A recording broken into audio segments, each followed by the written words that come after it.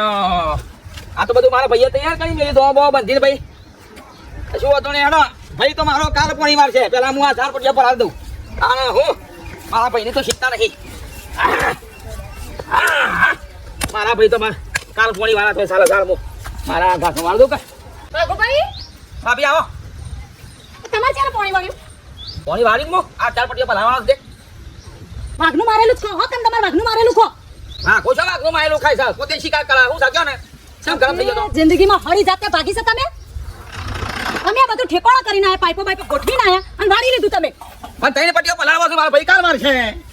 એટલે વચ્ચે વચ્ચે ત્રણ પટિયા કલાક વાળી તો અમારામ ગણાય કે એવું હતું પૈસા મારો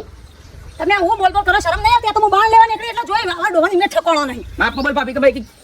મારો લોબી કરજો વાહ કોકનો બનેલો રોટલો ખાવાની માય દાદાગીરી ના હમજ કરવાની